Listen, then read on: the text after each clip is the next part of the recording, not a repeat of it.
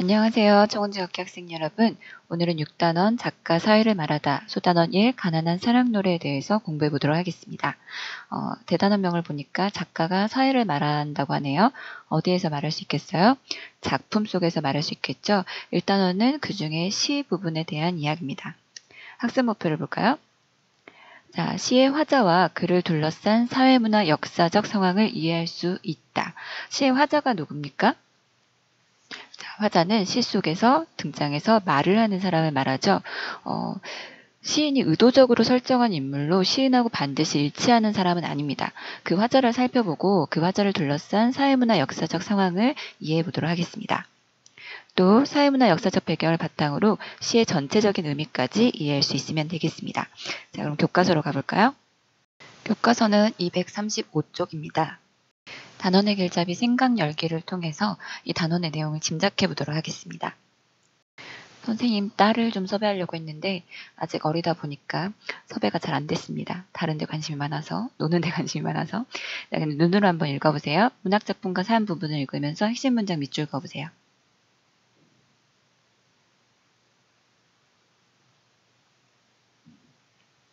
자, 어디다 밑줄을 그으면 좋을까요? 선생님 여기다 그을게요. 삶을 다루는 문학작품들이 언제나 그 작품이 탄생한 시대의 모습과 깊게 연결되는 이유가 바로 여기에 있다. 문학작품은 언제나 그 시대랑 깊게 연결이 됩니다. 왜냐하면 결국 사람들의 삶을 다루기 때문인데요. 사람들의 삶은 그들이 속해 있는 사회의 영향을 받을 수밖에 없기 때문이죠. 자, 그럼 두 번째 단락도 한번 눈으로 보면서 핵심 문장 밑줄 그어볼게요.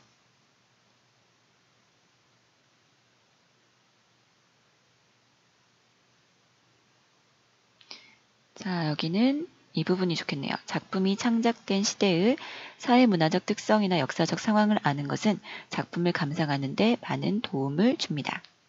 자, 그러면 이 내용을 바탕으로 실제 본문 내용 한번 학습해 보도록 하겠습니다. 236쪽의 준비활동을 보면 문학작품이나 영화 감상을 계기로 우리가 사회 문제나 사람들에 대하여 관심을 두게 된 경험들이 있습니다. 얼마 전에 읽었던 하금찬의 순환이대도 마찬가지로 어떤 사회 문제가 나오냐면 우리나라 일제강점기 때나 한국전쟁에 대한 이야기가 나오죠. 좀 더 자세하게 알게 됐을 겁니다. 이 외에도 완득이라는 영화 같은 걸 봤다 그러면 다문화 사회 문제라든가 학교 문제 이런 것들을 좀 관심을 가져서 볼 수가 있고요. 하몬이라는 영화에서는 수감자들, 감옥의 수감자분들의 인권에 대해서도 생각해 볼 수 있는 내용이 많이 있습니다. 자, 왜 이렇게 작품 속에는 사회 문제가 드러날 수밖에 없을까요? 왜냐하면 모든 작품이 결국 사람들의 삶을 다루는데 그 삶은 인간이 속해 있는 사회, 문화, 역사적 상황 등의 영향을 받기 때문이라는 거죠. 그럼 본문에 있는 시를 통해서 또 사회, 문화, 역사적 상황이나 시의 의미를 파악해 보도록 하겠습니다. 자, 237쪽이고 제목은 가난한 사랑 노래입니다. 제목은 별로 어렵진 않네요. 사랑 노래인데 가난과 관련이 있어요. 자, 그러면 신경미 시인에 대해 잠깐 소개를 하면 갈대로 굉장히 유명한 시인인데요. 그 외에도 농민들의 삶을 굉장히 많이 시 속에 드러낸 분이라고 알려져 있습니다. 남자일까요, 여자일까요? 네, 남자분입니다. 1936년생이세요. 자, 그럼 이 시를 한번 낭송을 통해서 들어보겠습니다. 특별히 3학년 6반의 김영우 학생의 요청으로 우리 과학부장 선생님, 박민정 선생님의 목소리로 들어보겠습니다. 초대하느라 힘들었어요. 그럼 한번 들어볼까요? 가난한 사랑 노래, 이웃의 한 젊은이를 위하여. 신경님. 가난하다고 해서 외로움을 모르겠는가. 너와 헤어져 돌아오는 눈 쌓인 골목길에 새파랗게 달빛이 쏟아지는데 가난하다고 해서 두려움이 없겠는가. 두 점을 치는 소리, 방범대원의 호각 소리, 메밀묵 사려 소리에 눈을 뜨면 멀리 육중한 기계 굴러가는 소리. 가난하다고 해서 그리움을 버렸겠는가. 어머님 보고 싶소 수없이 뇌어보지만 집 뒤 감나무에 까치밥으로 하나 남았을 새빨간 감 바람 소리도 그려보지만 가난하다고 해서 사랑을 모르겠는가. 내 볼에 와닿던 내 입술의 뜨거움, 사랑한다고 사랑한다고 속삭이던 내 숨결. 돌아서는 내 등 뒤에 터지던 내 울음. 가난하다고 해서 왜 모르겠는가. 가난하기 때문에 이 모든 것들을 버려야 한다는 것을. 청 좋으시네요. 도와주셔서 감사드립니다. 자, 이 시는 단어들이 어려운 건 아닌데 우리가 살고 있는 시대와 어떤 배경이 좀 다른 부분이 있어서 조금 이해가 어려울 수 있을 것 같습니다. 자, 근데 어떤 시든 하나씩 찬찬히 들여다보고 장면을 떠올리면서 읽다 보면 이해할 수 있고요. 그리고 감동도 받을 수 있습니다. 그럼 또 시를 찬찬히 보도록 하겠습니다. 자, 시 전체적으로 읽었을 때 가장 눈에 띄게 반복되는 부분이 있었어요. 어딘지 찾았나요? 네, 가난하다고 해서 뭐뭐 하겠는가 라는 부분이 굉장히 많이 등장을 합니다. 총 5번 정도 등장을 하는데요. 이렇게 같은 부분이 반복이 된다는 것은 어떤 의도겠어요? 무언가 시인이 강조하고 싶은 게 있다는 거겠죠. 자, 가난하다고 해서 뭐뭐겠는가 이 부분이 왜 자꾸 강조가 되는지, 무엇을 강조하려고 했는지 좀 들여다보도록 하겠습니다. 자, 그리고 이 시의 화자를 한번 살펴볼까요? 시의 화자는 누굴 것 같아요? 너라는 말들, 그리고 쭉 읽어보면 내 볼에 와닿던 할 때 내라는 말, 내 숨결 이런 말들로 봤을 때 화자는 나입니다. 나라는 화자가 있는데 가난하다고 해서 라는 말로 봤을 때는 가난할 것으로 이제 예상이 되는 화자죠. 그리고 사랑하고 헤어지는 부분이 나오는 걸로 봐서 좀 더 젊은 청춘에 해당하는 화자일 것 같습니다. 이 시의 부제가 이웃의 한 젊은이를 위하여 라고 되어 있기 때문에 이웃의 한 젊은이 정도로 화자를 예상하고 읽어도 상관없겠습니다. 그럼 시를 한 번씩 볼까요? 가난하다고 해서 외로움을 모르겠는가? 첫 번째 등장한 단어는 외로움이에요.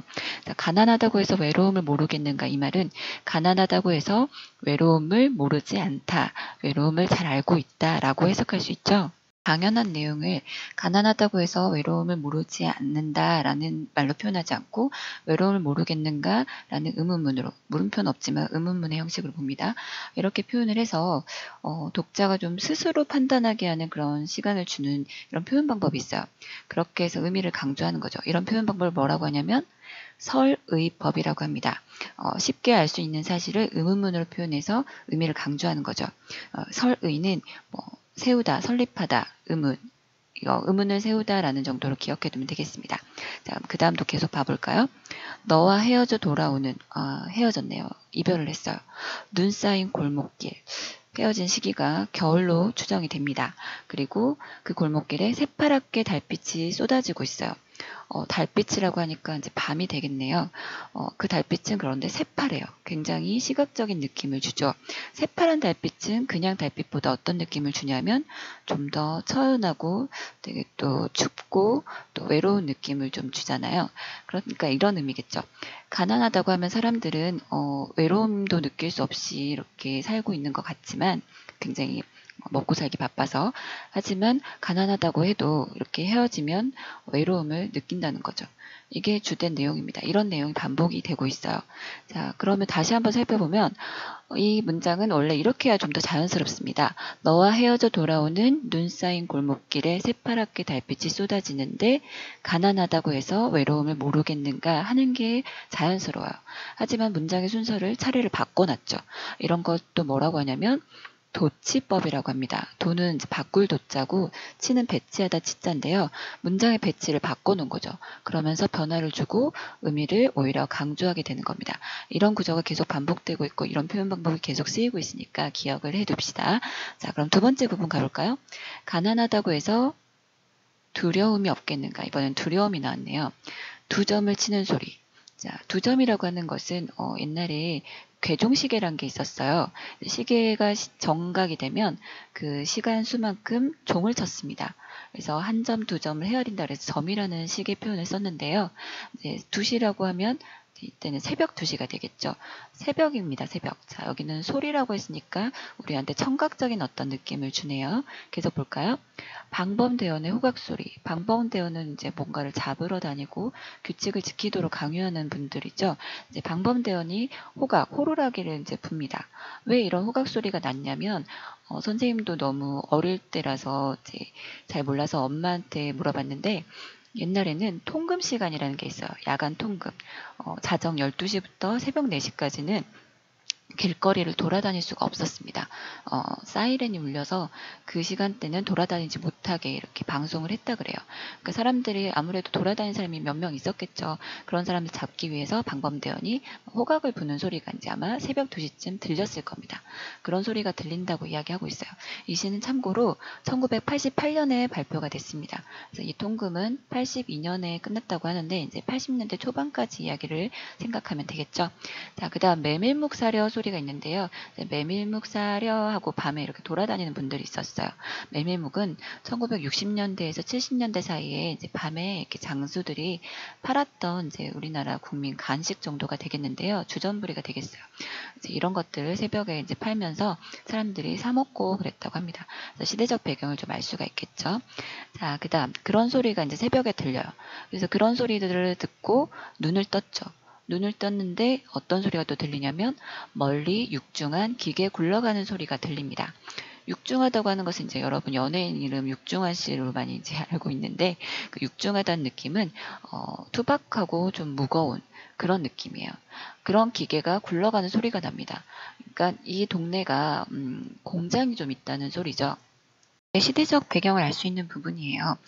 급격하게 1970년대부터 도시화 산업화가 진행이 됐는데 많은 사람들이 도시로 이주를 했죠. 그렇지만 전부 다 잘 살게 된 게 아닙니다. 도시 주변부에서 삶의 기본적 조건도 보장받지 못하고 아주 가난하게 살아가는 공장 노동자가 많이 생겼어요. 여러분이 지금 읽고 있는 난장이가 쏘아올린 작은 공도 같은 맥락, 같은 배경을 가지고 있습니다. 그만큼 이 시의 주인공도 공장 노동자라는 것을 좀 짐작해 볼 수가 있어요. 자, 그럼 그 다음 또 봐볼까요? 자, 그렇다고 해서 두려움이 없진 않다는 거죠. 이런 것들은 다 자신한테 두려움을 줬습니다. 그 다음 세 번째, 가난하다고 해서 그리움을 버렸겠는가? 네, 그리움도 버리지 않았어요.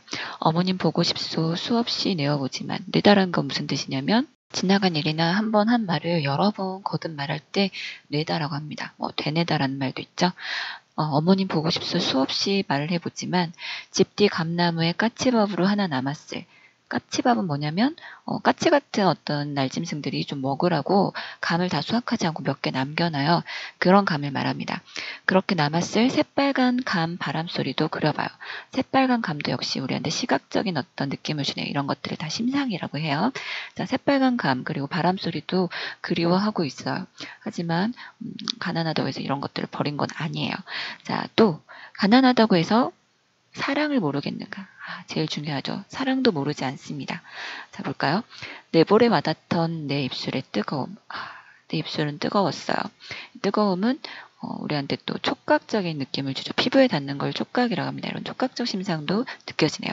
어떻게 보면 이 시는 되게 감각적인 심상, 영어로 하면 이미지라고 합니다. 이런 것들이 굉장히 많이 드러나는 시예요.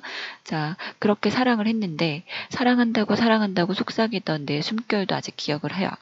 그리고 돌아서는 내 등 뒤에 터지던 네 울음, 아마 헤어졌을 때 많이 울었겠죠. 이런 울음도 나는 생생하게 기억을 하고 있습니다. 가난하다고 해서 사랑까지 모르는 건 아니에요. 자, 그럼 여기까지 해서 이 네 가지 것들의 공통점을 알겠어요? 외로움, 두려움, 그리움, 사랑. 뭐 같아요? 네, 어떤 감정이죠. 가난하다고 해서 이런 인간이 지니는 기본적인 감정까지 다 잊어버린 것이 아닙니다. 마지막 부분을 보겠습니다. 마지막에 아마 하고 싶은 말이 있을 수도 있겠는데요. 가난하다고 해서 왜 모르겠는가? 가난하기 때문에 이 모든 것들을 버려야 한다는 것을. 이것들이 뭐겠어요? 방금까지 말한 이제 네 가지가 되겠죠. 외로움, 두려움, 그리움, 사랑. 이러한 감정들을 버려야 한다는 것을 모르지 않는다는 겁니다. 다시 말해서 가난으로 인해 이 모든 것을 잊진 않았지만 버려야 하는 현실에 대해서 안타까움을 이야기하고 있는 시라고 할 수 있겠습니다. 화자의 마음이 좀 느껴집니까? 자, 사실 버리진 않았지만 가난 때문에 아마 사랑한 사람과도 미래를 얘기하지 못하고 헤어졌다거나 이런 내용들이 있겠죠. 그래서 가난으로 인해 이런 것들을 버려야 되는 이 마음을 안타깝게 이야기를 한 것 같습니다. 하지만 사실 버리고 싶지 않다는 마음도 드러나고 있네요. 그럼 시를 정리 한번 해보겠습니다. 네, 이 시의 갈래는 자유시면서 개인의 감정을 노래한, 정서를 노래한 서정시입니다. 성격은 굉장히 감각적인 시어가 많이 나왔죠. 그리고 되게 현실적입니다. 주제는 가난으로 인해 겪는 삶의 피해, 슬플비 슬프랜데요. 이제 슬픈 삶의 어떤 감정들을 많이 느꼈죠. 그럼에도 불구하고 이런 감정들을 간직하려고 하는 인간에 대한 사랑이자입니다. 이거를 간직하려는 마음이 주제라고 할 수 있겠습니다. 특징은 유사한 구절을 자꾸 반복하면서 주제를 구체화하고 강조했고요. 또 영탄적 어조, 이런 거를 영탄적이라고 감탄적이라고 하는데, 이런 어조를 통해서 시적 화자의 안타까운 마음을 잘 드러냈습니다. 마지막, 다양한 감각적 이미지를 사용했다고 볼 수 있겠네요. 오늘 수업은 여기까지입니다. 오늘도 고생했습니다. 안녕.